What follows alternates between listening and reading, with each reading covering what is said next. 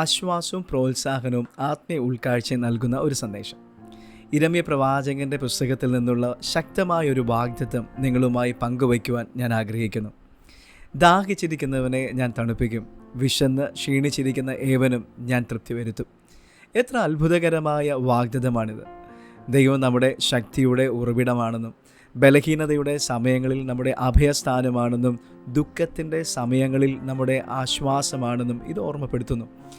നാം എല്ലാവരും ക്ഷീണത്തിൻ്റെയും തളർച്ചയുടെയും കാലങ്ങളിൽ കൂടി കടന്നു പോകാറുണ്ട്.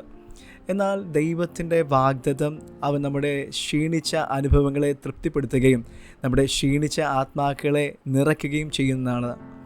ഈ വാഗ്ദത്തം ഒരു വികാരം മാത്രമല്ല, നമുക്ക് എല്ലാ ദിവസവും അനുഭവിക്കുവാൻ കഴിയുന്ന യാഥാർത്ഥ്യമാണ്.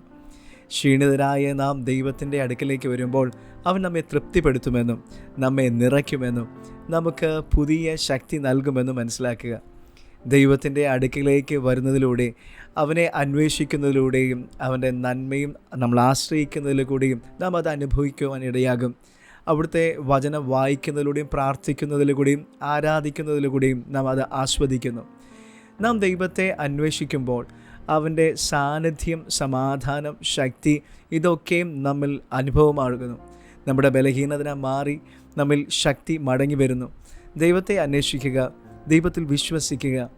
ഓർക്കുക, ദൈവം നമ്മുടെ ശക്തിയുടെ ഉറവിടവും ബലഹീനതയുടെ സമയങ്ങളിൽ നമ്മുടെ അഭയസ്ഥാനവും ദുഃഖ സമയങ്ങളിൽ നമ്മുടെ ആശ്വാസവുമാണ്.